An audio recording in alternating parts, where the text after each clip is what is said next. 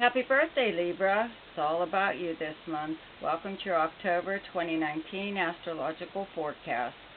Yep, the sun is still in your sign up until the 22nd, but the big news is Mars actually moves into your sign on the 4th and will be here up until next month.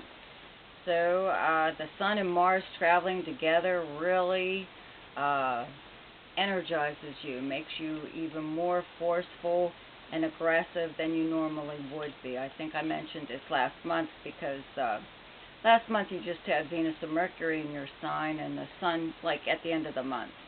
But now that these two planets are here traveling by themselves without Venus being there to act as like a buffer, kind of, you have the sun, first of all, because it's your life force, more or less, and it energizes you with, just the fact that it is, you're beaming, the sun is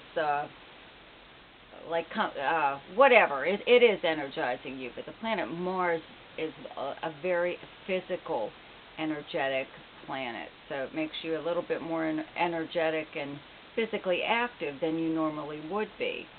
So if you feel like you just wake up one morning and you just want to take on the world and do all kinds of stuff and just have these massive amounts of energy and you don't know where they're coming from, almost like taking, like some kind of speed or something, you may feel that way, a few times throughout the month, so which is good because it does give you the energy to get a lot of things done. When Mars is in your own sign, it's a personal planet. In a way, it is the planet that, it's an ego planet. I always say, this is the time when Mars is visiting your sign, because Mars really takes like about two months to go, 2.5 months, whatever, to get through each zodiac sign. So it really only visits your zodiac sign every other year.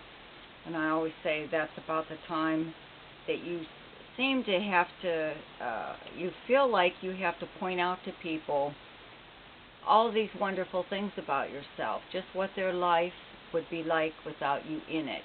That's what I mean by the ego planet. When Mars is in your sign, you want credit for not just for always, for work that you've done, but for the kind of person that you are. You want credit for being a good person, or for doing things that maybe other people wouldn't have done.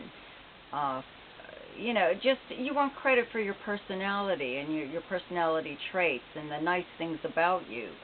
And a lot of times, people just take you for granted all this time, so that's what I mean. When Mars enters your sign, you get this feeling that, you just really have to let people know who you are.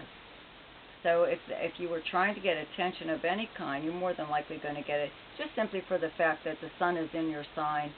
Like I always tell people, you're beaming due to the fact that the sun is lighting you up, okay?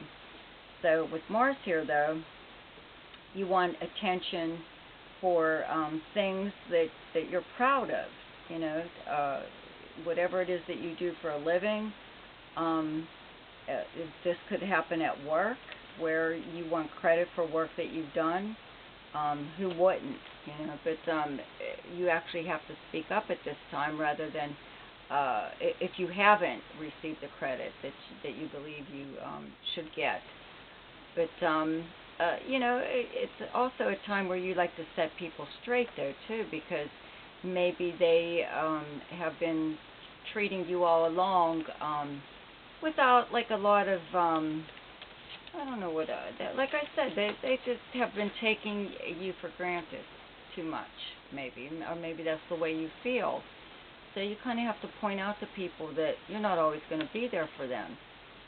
You're not always going to say yes when they ask you if you'll do this or that for them, or whatever. So it is a good time, though, to take on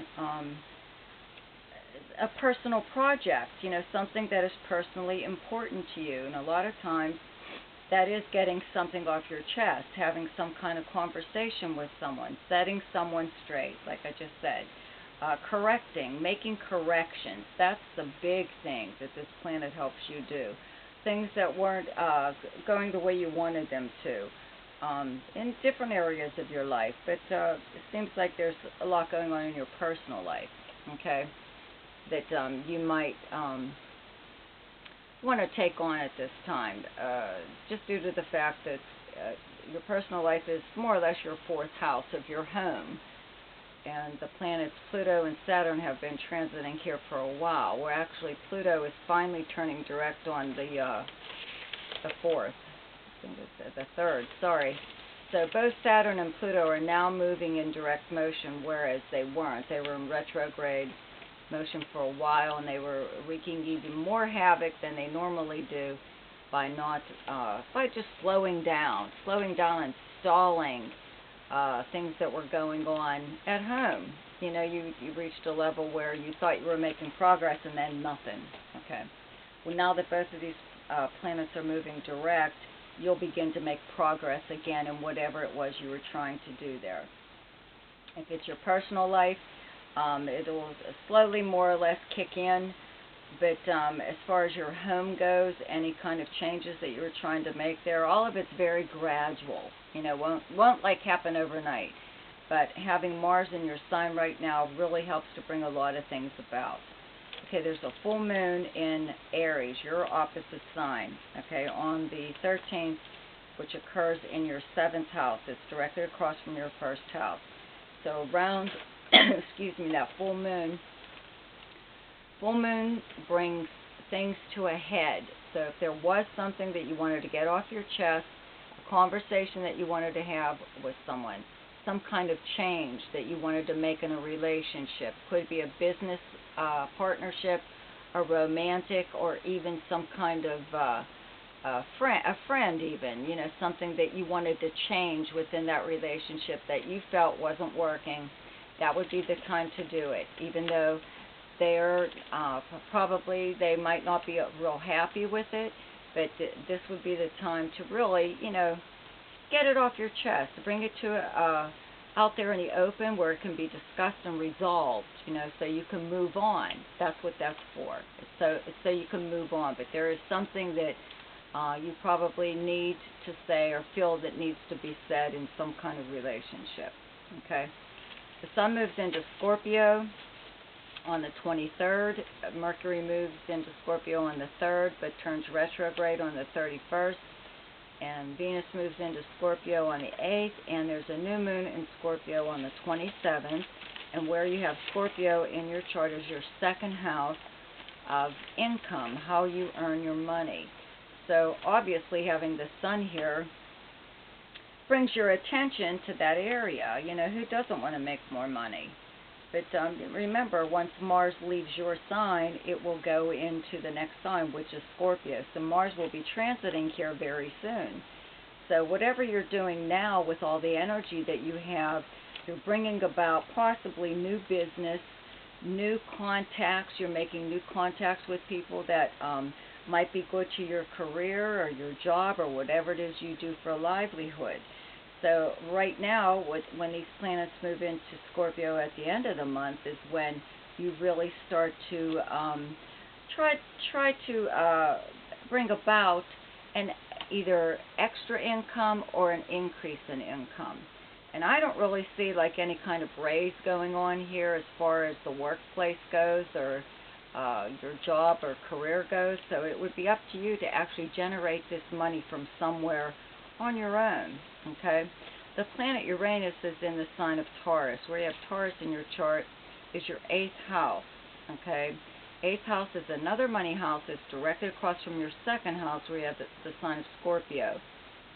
Okay, having the planet Uranus in the 8th house brings about sudden and unexpected possible opportunities to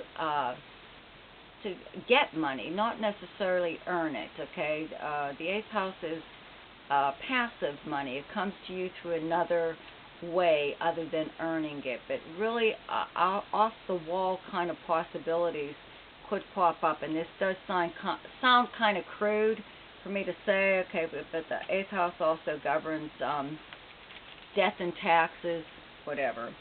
many, many things. But the possibility could arise that somebody actually passes away and opens up an area for you where you are able to either step into their shoes, take over their job, their position, their clients, whatever. Coming right now, okay, with all these planets in your second house, the possibility to increase your income could come through very unusual and sudden ways. So just keep that in mind, okay? You could actually, out of the blue, receive a large chunk of money from a very unexpected source. It could be an inheritance. This is also the house of inheritances and legacies. Some kind of settlement of, sometimes insurance settlement, but a settlement of any kind. Just money coming to you from out of the blue. Okay, so you might want to keep that in mind. But I mean, could be like wishful thinking, but just the possibility is there that if you do receive money, not through actual work, even though you would be trying to increase your work right now. Okay. That it would come to you in a very possibly strange way. Okay. Let's see. Okay, the best time to do something each month is when the moon is in your own sign, and the moon is in Libra on the 25th, 26th, and 27th. The best time to lay low is when the moon is in your opposite sign.